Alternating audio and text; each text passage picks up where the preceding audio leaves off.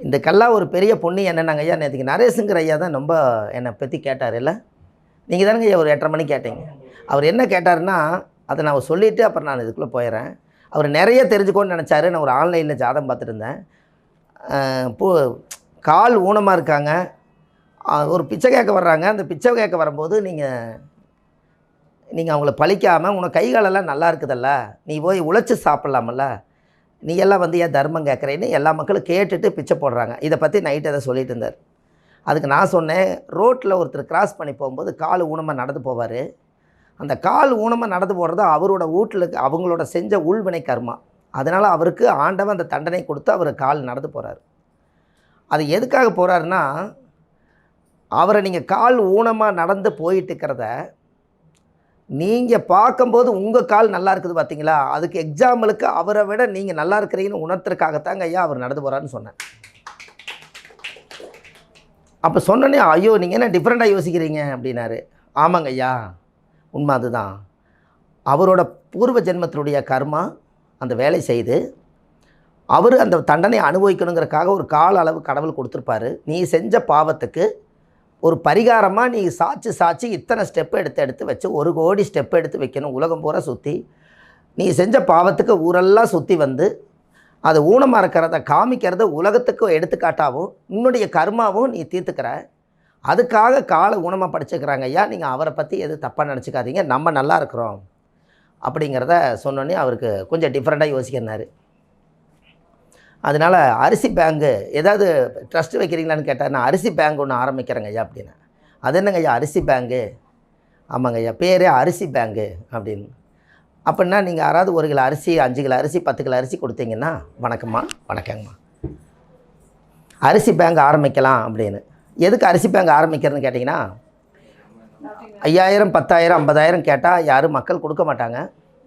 ஒரு 5 கிலோ அரிசி கொடுங்கன்னா யார் வேணாலும், இப்போ கூகுள் பே இருக்குது, ஒரு 5 கிலோ அரிசி கொடுப்பாங்க. இல்லாட்டி 5 கிலோ அரிசியை 500 வரும், இல்லாட்டி ஒரு 50 ரூபா 70 ரூபா ஒரு அரிசி ஒரு 350 ரூபா அக்கௌண்ட்டில் கட்டி விட்டாங்கன்னா, யாரெல்லாம் ஒரு அரிசி பேங்குக்குள்ளே வந்து ஒரு லிஸ்ட்டு கொடுத்தீங்கன்னா, எனக்கு ஒரு 5 கிலோ அரிசி இந்த வாரம் தேவைப்படுதுங்க அப்படின்னாங்கன்னா, அந்த அரிசி பேங்குன்னு வச்சோம்னா நீங்கள் ஒரு 5 கிலோ அரிசிக்கு 350 ரூபா கொடுத்தீங்கன்னா நேராக அது அரிசி மண்டிக்கு போகும். அந்த அரிசி மண்டியிலேருந்து 5 கிலோ எடுத்து அவங்க டோர் டெலிவரி ஆகி யார் வீட்டில் அரிசி இல்லையோ அவங்களுக்கு 5 கிலோ அரிசி போயிடும். அதுக்காக ஒரு பேங்க் ஆரம்பிக்கிறேங்க, அரிசி பேங்க். அது வந்து அரிசி வறுமை இல்லாமல் வாழ்கிறதுக்கு அரிசி பேங்க் வேணும். அதுதான் நான் இதுக்கு நிறைய செய்ய சொல்லிகிட்டு இருந்தேன். கொஞ்சம் வித்தியாசமாக இருக்குதுங்க அப்படின்னாரு. தர்மம் செய்யணும் அப்படிங்கிறத.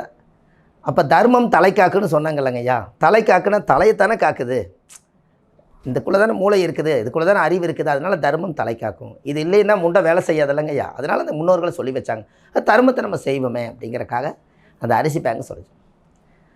சரி, இப்போ இன்றைக்கிங்க ஐயா என்ன நட்சத்திரம் ஓடுதுங்க ஐயா? எது வரைக்கும் இருக்குங்கம்மா?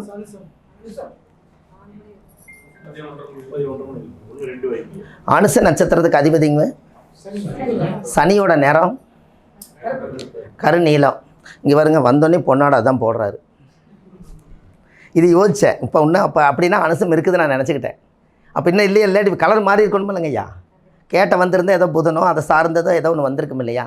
அதனால் சரி, இன்றைக்கி பரிகார கிளாஸு நம்ம எடுக்க போகிறோங்க. என்ன பரிகாரம்னா, ஆதிகால பரிகாரம்னு ஒரு வார்த்தையை இப்போ உலகம் பூரா லைட்டாக உள்ளே துணிச்சிக்கிட்டே வரேன். ஏன் ஆதிகால பரிகாரம் அப்படின்னு கேட்டிங்கன்னா, ஆதி காலத்தில் முன்னோர்கள் வந்து கருவிகளெல்லாம் இல்லாத காலகட்டங்களில் அந்த ஒரு நல்ல ஆத்துமாத்தமாக சில பரிகாரங்கள்லாம் முன்னோர்கள் செஞ்சு எல்லோரும் பலன் அடைஞ்சிருக்காங்க. அதுக்கு உதாரணம் என்னென்னு கேட்டிங்கன்னா, நவகிரகங்கள் அவங்களோடவே வாழ்ந்துருக்குது. எல்லா வீட்லேயுமே ராகி, சோளம், கம்பு, கேழ்வரகு, மக்காணி சோளம், இந்த மாதிரி 9 நவதானியம் அவங்க வீட்டில் வச்சு ஒவ்வொரு நாளும் ஒவ்வொரு சாப்பாடு சாப்பிட்டு அவங்களே நவகிரகங்களை இயக்கியிருக்காங்க. அப்போ உண்மையாலுமே நவகிரகங்கள் அவங்க வீட்டில் வாழ்ந்திருக்கா இல்லையா சொல்லுங்கள். அப்போ ஆதிகால பரிகாரம்னா ஆதி காலத்தில் அவங்ககிட்ட எல்லாமே இருந்திருக்குது. அப்போது இரும்பு மட்டும் எங்கேங்க வந்துச்சு அப்படின்னு கேட்டால், இப்போ இரும்பை சாப்பிட முடியாது. அப்போ அந்த காலத்தில் தோசை சுட்டு சாப்பிட்டாங்க. அப்போ கல் மழுங்கி போச்சுன்னா இரும்பு சுத்தியில் எடுத்து வச்சு கல் கொத்துவாங்க. அப்போ அங்கே இரும்பு படுது இல்லைங்களா, அந்த இரும்பு பட்டு அதிலிருந்து வரக்கூடிய மாவாட்டி இரும்பு சத்தோடு அவங்க சாப்பிட்ருக்குறாங்க. அப்போ இரும்பும் அதுக்குள்ளே வந்துருச்சா இல்லைங்களா. அப்போ ஆதிகால பரிகாரம்னு நம்ம ஒரு வேலை செய்யலாம் அப்படின்னு இப்போது 1330 பரிகாரம் உலகத்துக்கு சமர்ப்பணம் பண்ணுறா. அம்மா வாங்க வாங்க வாங்க, நல்லா இருக்கீங்களா? ரொம்ப சந்தோஷமா, வாங்க. இருக்கட்டும்மா, அம்மா நல்லா இருப்பீங்கம்மா, இருக்கட்டும்மா. இவங்க பத்மாம்மா உடுமலைப்பேட்டையிலேருந்து வர்றாங்க. சொல்லுங்கள் உங்களத, உங்கள் பேரை சொல்லிடுங்க. என் பேர் பத்மா மகாலிங்க, நான் உடுமலைப்பேட்டைங்க. ஏஎல்பி ஜோதிடர், பல பாரம்பரியம். நான் ஏஎல்பி ஜோதிடர், சாரிசேனை நல்லா தெரியும். அனைவருக்கும் வணக்கம், வாழ்க வளமுடன். உட்காருங்கம்மா. பரவாயில்ல, அவங்க வந்திருக்காங்க, ரொம்ப சந்தோஷம், மகிழ்ச்சியாக இருக்குது. ஒவ்வொருத்தரும் ஏதோ ஒரு ஆர்வம் தானுங்க. இப்போ நீங்கள் பரிகாரத்தை நீங்களும் க்ரியேட் பண்ணலாம் அப்படிங்கிற மாதிரி சில பரிகாரமெல்லாம் கொஞ்சம் சொல்கிறேங்க ஐயா. நமக்கு தெரிஞ்சதெல்லாம் நான் சொல்கிறேன். ஆதிகால பரிகாரம் தான் எல்லாமே, எதுவுமே விஞ்ஞான பரிகாரம் இல்லை, மெஞ்ஞான பரிகாரம். ஒரு சாதாரணமாக ஒருத்தருக்கு யாராவது ஃபைல்ஸ் இருக்குதுன்னு வைங்களேன், இந்த ஃபைல்ஸுக்கு துத்து இலையை சாப்பிட்டு பார்த்தாங்க, குணமாகலை. டாக்டர்கிட்ட போய் அந்த மூளை ஆப்ரேஷன் பண்ணாங்க, அப்போவும் வலி வருதுங்கிறாங்க. அப்போ கடவுள் தான் இன்றைக்கி காப்பாற்றணும். அவருக்கு ஒவ்வொரு நாளும் வலி ஜாஸ்தியாக இருக்குது. இப்போ இந்த இடத்துல ஜோசியர்கிட்ட அவங்க கேட்குறாங்க, ஐயா எனக்கு ஆதி மூளை, உள் மூளை, வெளி மூளைன்னு ஒன்று சொல்லுது. ஆசன வாயுவிலேருந்து எனக்கு ரொம்ப வலி ஜாஸ்தியாக இருக்குது, என்னால் உட்கார முடியல, நகர்ந்து தான் உட்கார்றேன். இதுக்கு ஏதாவது ஒரு ரெமடியாக இல்லைங்களா? நான் சொன்ன பக்கமெல்லாம் வைத்தியம் பார்த்துட்டேன், இதுக்கு ஏதாவது ஒரு பரிகாரம் சொல்லுங்கன்னாங்க. நான் என்ன சொன்னேன்னா, ஒரு சிவ ஆலயத்தில் போய் அபிஷேகம் பண்ணாங்கன்னா, அந்த சாமிக்கு அபிஷேகம் பண்ண அந்த கழிவு போய் அந்த கூம்பு வழியாக வெளியில் வரும் இல்லைங்களா, அந்த தீர்த்தத்தை ஒரு 8 நாளைக்கு வாங்கி குடிச்சிக்கிட்டே இருங்க. அந்த கடவுள் சக்தியால் உங்களுக்கு அந்த ஃபைல்ஸ் குணமாயிருன்னு சொன்னேன். அவர் 4 நாள் தான் குடித்தாருங்க, அந்த வலி நின்றுச்சு. புரிஞ்சுங்களா ஐயா?